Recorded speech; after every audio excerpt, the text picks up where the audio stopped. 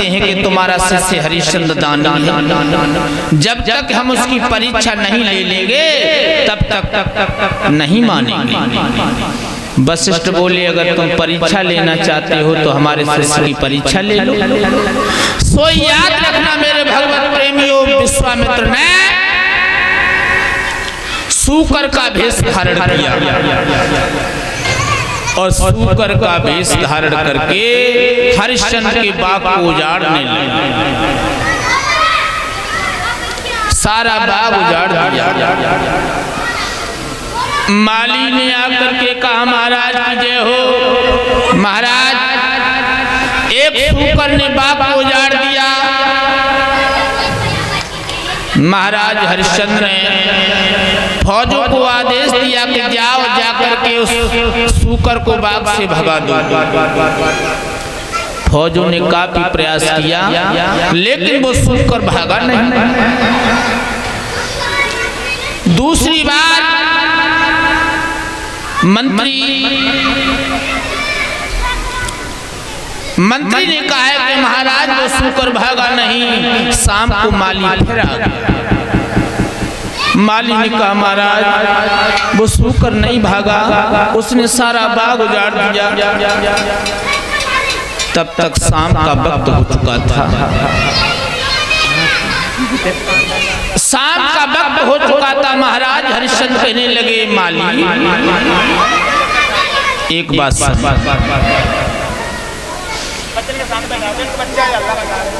ये बड़ जो उस दिन हमने बनाए थे वो कहाँ हैं? खड़े हो जाओ बहुत जल्दी, ये शोर हो रहा है, ये बच्चों के यहाँ से हटाओ।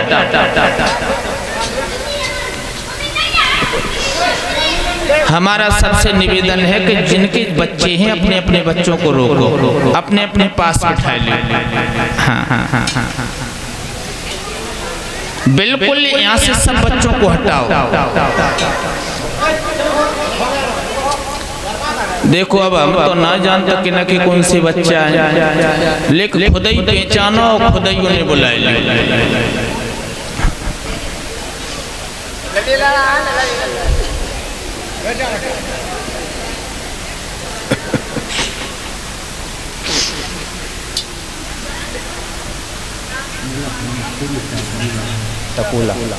पीछे श्री सुखदेव जी समझाने लगे हैं कि राजन, जैसे ही माली ने कहा शाम का वक्त हो चुका था, महाराज हरिश्चंद्र कहने लगे, माली शाम हो चुकी है और शाम को किसी को दुख देना अच्छा नहीं होता है। बोले हैं हरिश्चंद्र,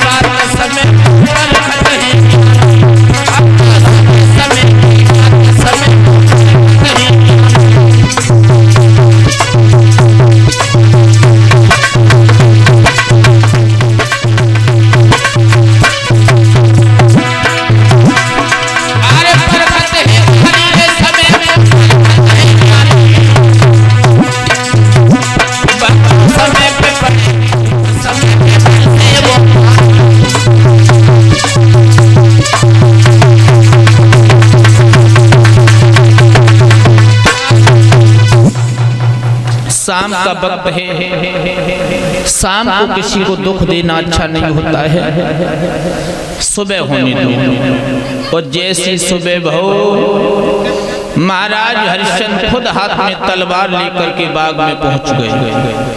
चारों तरफ से फौजी लगा दी, आदेश कर दिया जिस जवान की तरफ से सूकर निकल गया उस जवान को मरवा दिया जाएगा।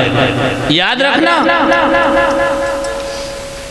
अब तो सभी जवान सत्र के हाथों में तलवार हैं और उसी समय सूकर वेश में विश्वामित्र सोचने लगे अगर कौ जवान की तरफ से निकली तो बेचारों बेमौत मारू जाएगा। लाओ हरिश्चंद्र की तरफ से निकले, एकदम से सन्नाटा हुआ।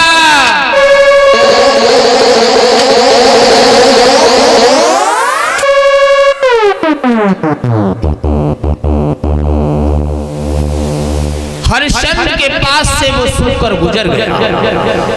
हरिश्चंद्र तलवार लेकर के उसके पीछे पड़ गए और आगे जाकर के सूकर गायब हो गया और एक महात्मा बन गया।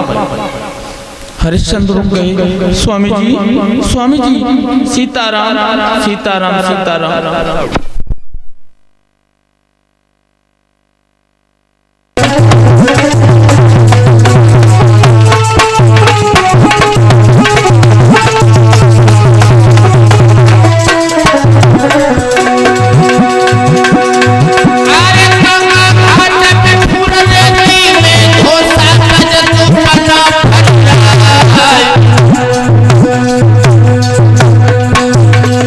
और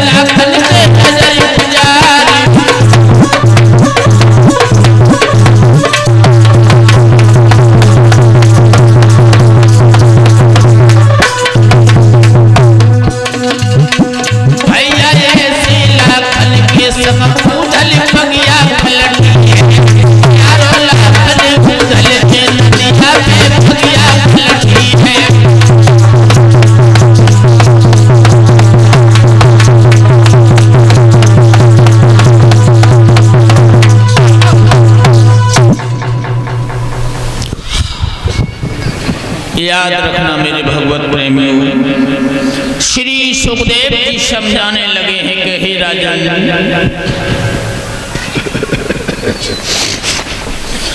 जिस समय कोषाध्यक्ष से कहा है कि 60 भार सोना निकाल करके इन महात्मा को दे दे,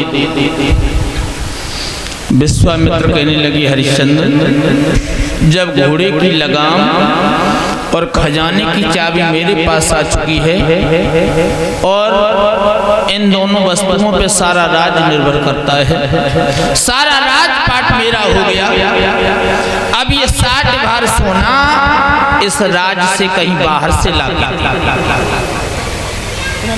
और जैसे ही हरिश्चंद्र ने ये बात सुनी, जब मालूम पड़ी मानो हजारों मन की शिला सर पर टूट पड़ी। कहने लगा मैं समझ गया, मेरे साथ छल हो गया।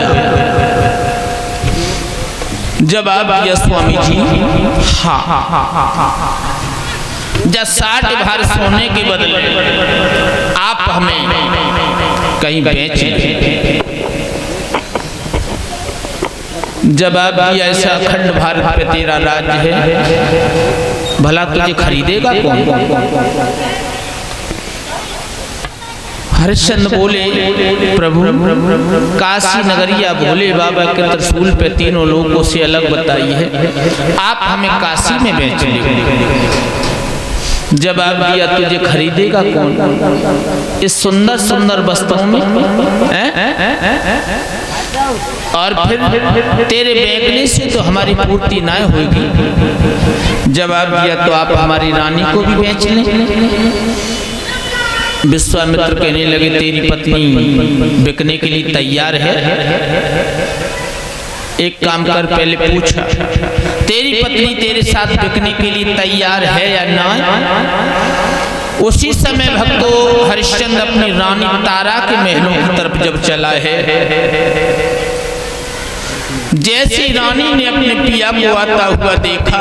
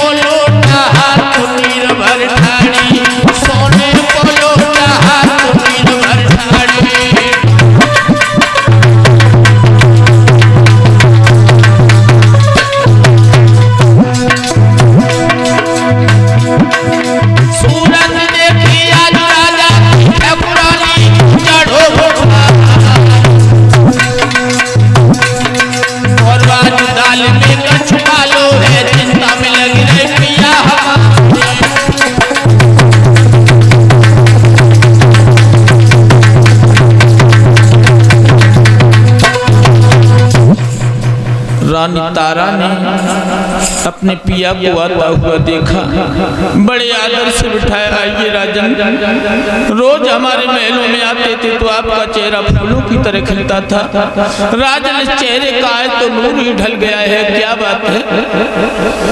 जवाब दिया, रानी एक महात्मा का हमारे ऊपर 60 भार सोना बाकी है, उस महात्मा ने धोखे से सारा राजपाट ले लिया, अब ये बता के 60 भार सोना कहां से दे?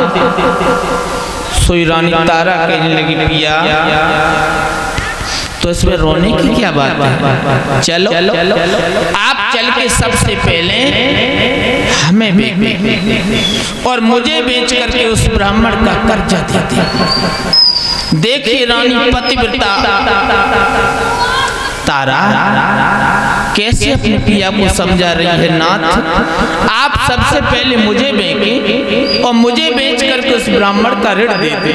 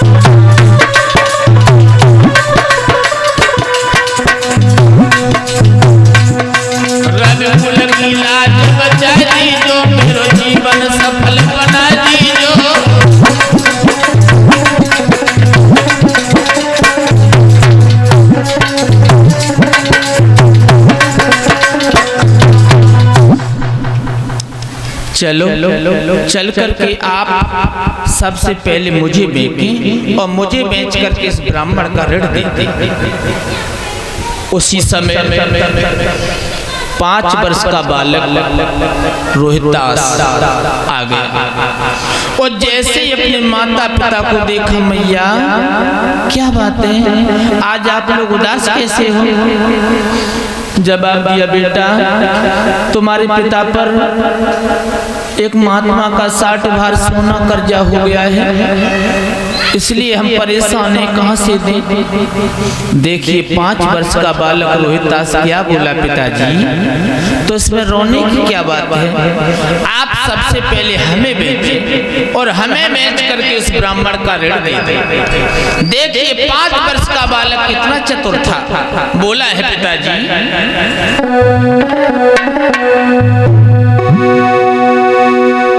चलिए बेच कर मुझे बबला ब्राह्मण का ऋण बटा दीजो, रघुकुल की लाज बचा लीजो, मेरा छोला सफल बना दीजो।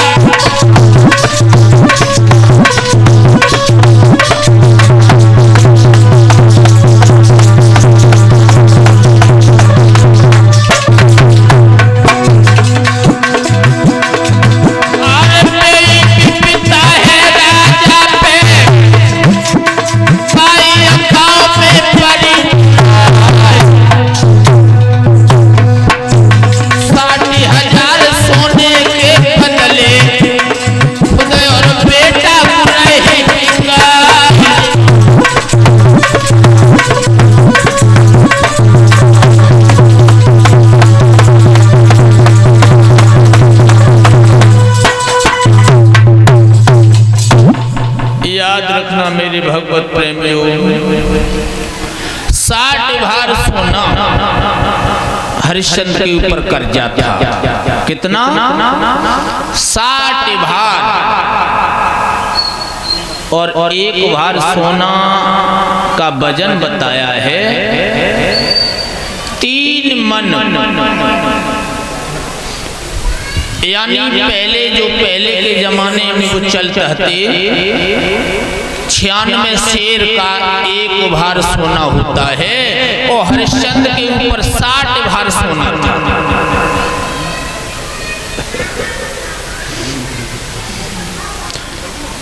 रानी ने और पुत्र ने कहा प्रभु आप हमें पिताजी हमें बेच लो।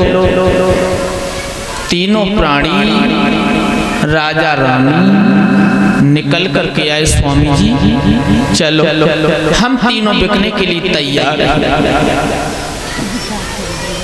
विश्वामित्र कहने लगे इन सुंदर सुंदर वस्त्रों में तुझे कौन खरीदेगा? पहले ये वस्त्र उतार और फटे हुए भिखमंगों के कपड़े पहन, तब तो तुझे कोई खरीदेगा। आज राजा और रानी तीनों प्राणी अपने अपने वस्त्रों को उतार देते हैं और फटे हुए भिखमंगों जैसे जब कपड़े पहने हैं। मेरे भगवत प्रेमियों क्या दशा थी तीनों की।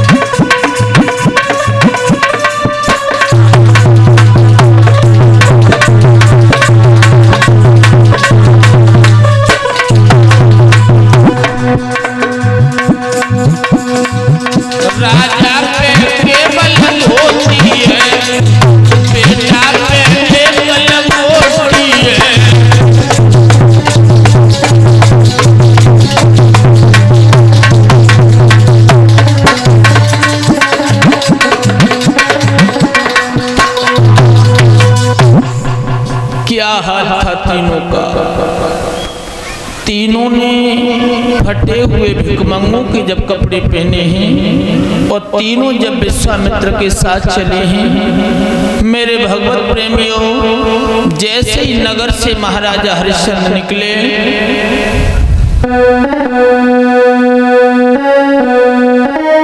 राजा रानी जब चले भयो अवध में सोर, नर नारी बिलखन लगे कोकन लागे मोर। महाराज हरिश्चंद्र इस समय अपने नगर से बाहर निकले हैं। जनता रोने लगी, राजन कहाँ जा रहे हो, कहाँ जा रहे हो हमें छोड़ करके। और महाराज हरिश्चंद्र, रानी तारा, बेटा रोहितास विश्वामित्र के साथ भक्तों जब बिकने के लिए जब चले हैं,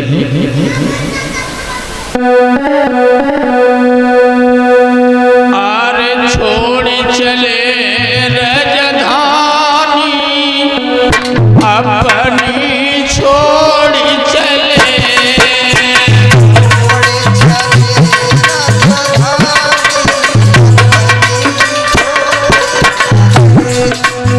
छोड़ चले राजधानी अपनी छोड़ चले।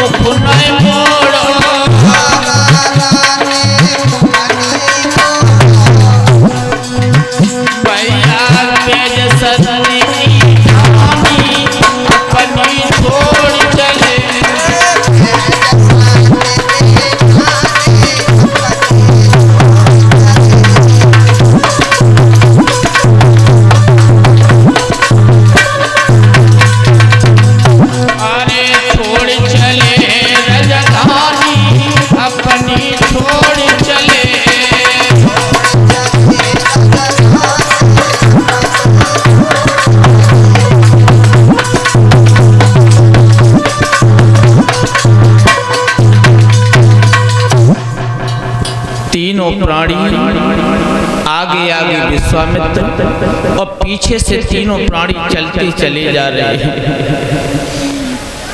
काफी दूर निकल गए, रानी तारा से जब न चलोगे, सोई बोली स्वामी जी अब कितना और चलाओगे, अब हमसे चला नहीं जा रहा।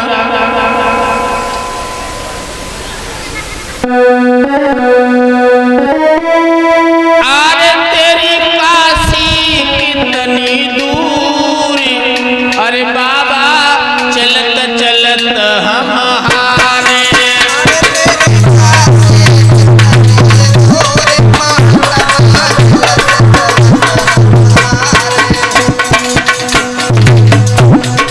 अरे तेरी काशी कितनी दूर, बाबा चलत चलत हम हारे।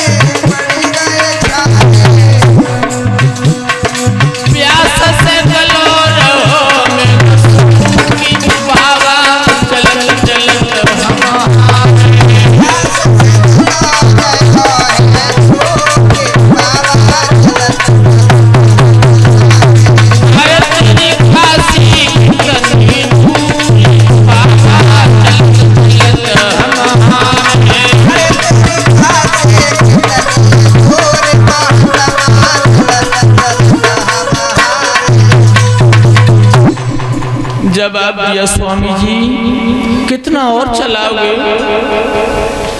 अब हमसे चला नहीं जा रहा। उसी समय विश्वामित्र बोले हरिश्चंद्र हाँ एक काम कर, पानी पी ले और अपनी रानी को भी पिला ले। अगर तुम तीनों में से एक ही मर गया तो मेरा ऋण कौन देगा। जैसे कहा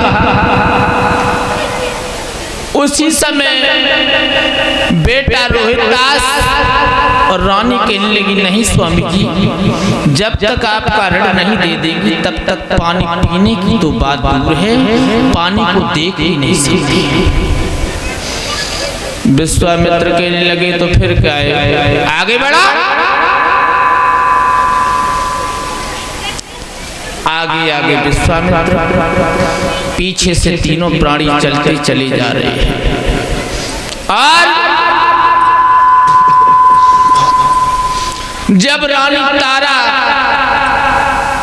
बेटा की उंगली पकड़ करके चली है, सोई प्यास के मारे, जेठ का महीना था, धूप पड़ रही थी, बेटा रोहितास को लिया करके जमीन पे गिर पड़ा। सोई रानी आवाज लगाने लगी राजा रुक जाओ, राजा रुक जाओ।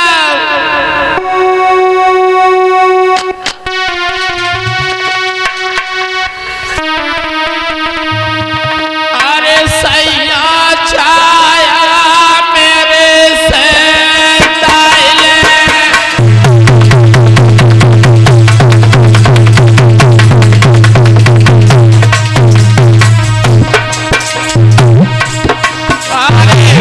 सैया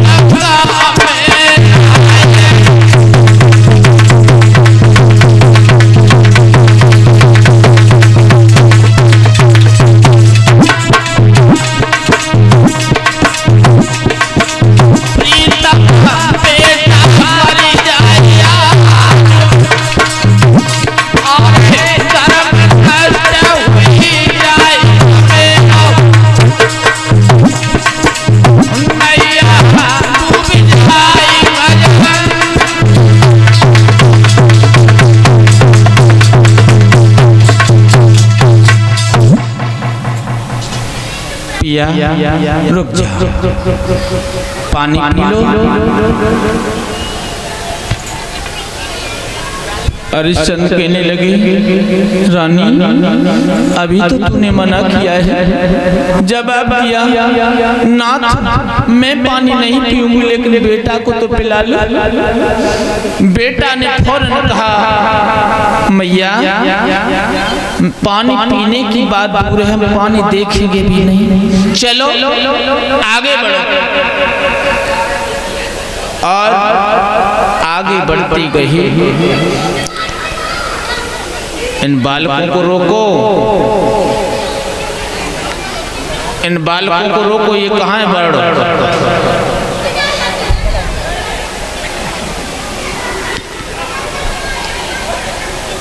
ये बड़देव इसलिए बनाए थे व्यवस्था के लिए। कहाँ भाग गए? भाग गए सब? कहाँ है?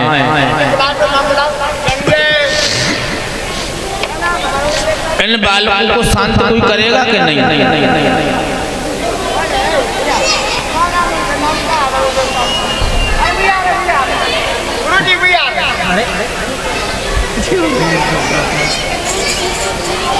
बुने बनने दो, लेकिन बालकों को हटाओ, एकदम मचा रहे हैं। जो तैयारी हो रही है उससे होने दो, लेकिन इस बालकों को इधर सामने करो, इधर जानी मत दो। ये डिस्टर्ब हो रहा है ना हमें।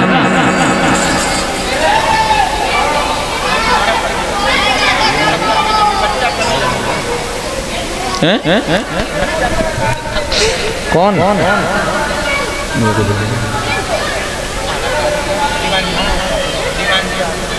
क्या करें? बोलिए